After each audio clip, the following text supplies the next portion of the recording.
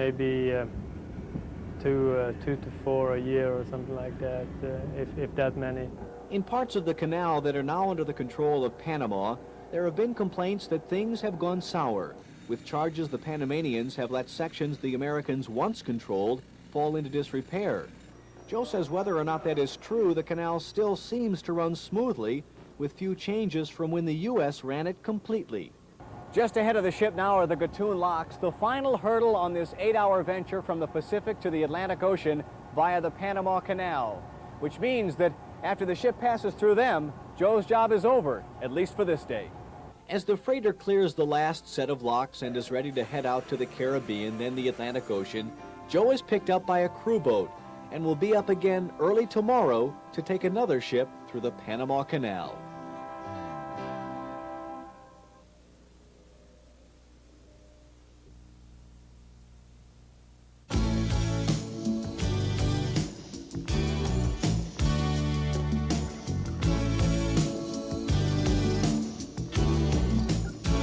Got out of town on a boat on the southern islands, sailing to reach for a following sea.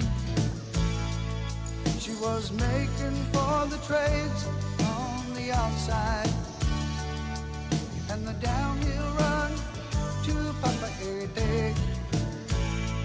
Off the wind on this heading live of Marquesas, you got 80 feet of a water line, nicely making way in a noisy bar in Avalon. I tried to call you, but on the midnight watch I realized why twice you ran away.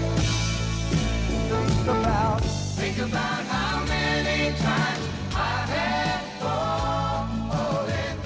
Spirits are using me, Lord, your voice is calling.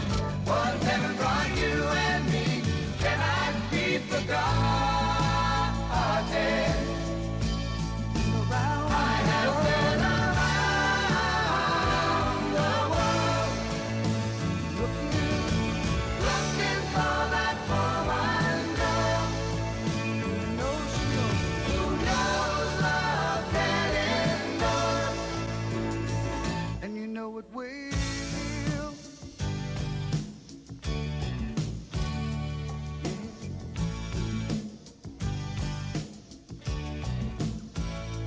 When you see the Southern Cross for the first time, you understand now why you came this way.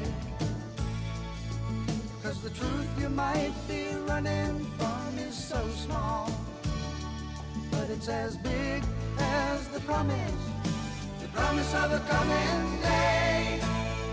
So I'm sailing for tomorrow, my dreams are a-dying, and my love is an anchor tied to you, tied with a silver chain. I have my ship and all her flags are a-flying.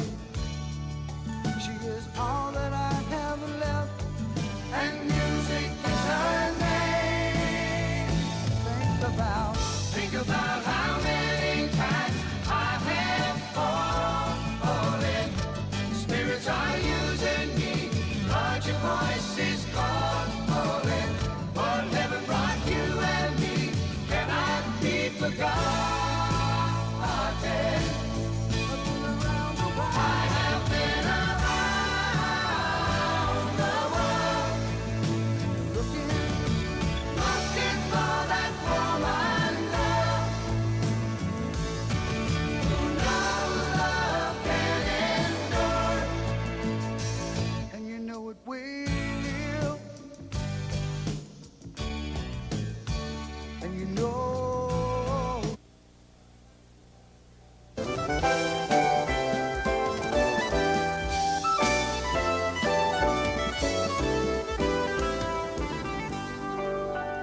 How does a businessman in New Orleans make his customers happy? Well, he gives them a little lagniappe. That's a Creole word meaning a little gift with a purchase. In other words, he gives them a little something extra. With WWL's lagniappe feature package, you too can keep your viewers and advertisers happy the same way.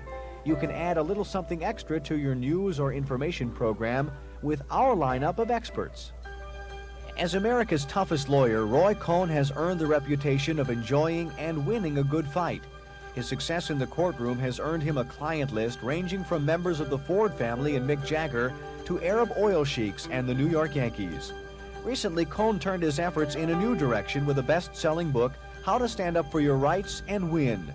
In it, he shows the average person that it doesn't always take an expensive attorney to tackle legal problems.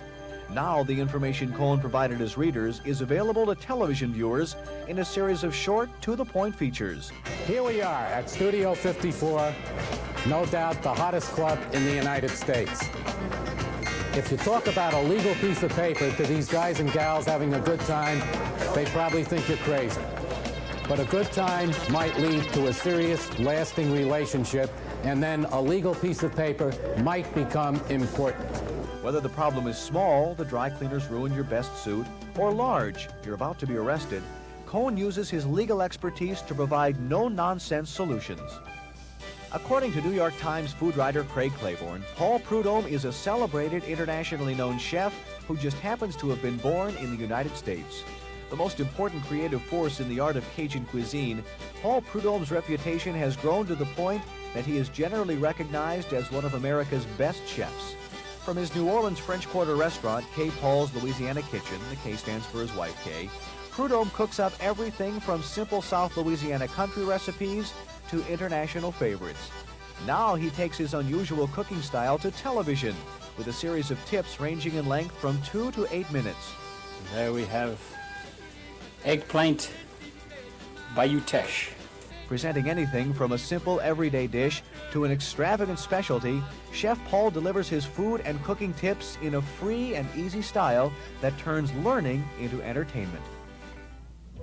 Dr. Marina Granick is a practicing clinical psychologist who for the past 2 years has produced weekly television tips on subjects ranging from shyness and jealousy to obscene phone calls and wife swapping. A graduate of New York University and the University of Houston's PhD program, Dr. Granick has the ability to turn difficult concepts and theories into easy-to-understand features on the problems we all deal with daily. People learn to be shy and can unlearn it too. Now, no one's shy all the time, so an important first step is to figure out what situations and which people bring out your shyness. Starting as a tipster on the New Orleans edition of PM Magazine, Dr. Granick is now seen on some 100 PM and evening magazines across the country. Knowledge, personality, and attractiveness combine to make Dr. Granick an audience builder with a subject that is interesting to everyone.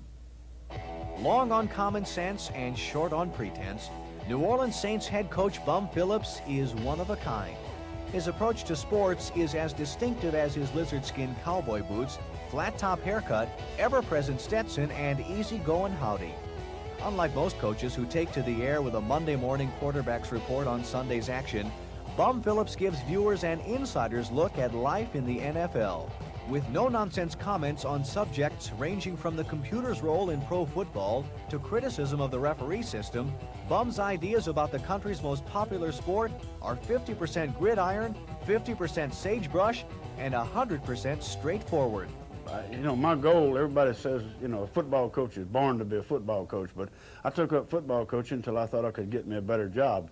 I didn't really get into coaching thinking that I was going to make it a 35-year career. I got into it because I had to have a job. I had a wife and 2 children, and it was available, and I thought, well, it'd be a good thing to do till I can get a good job.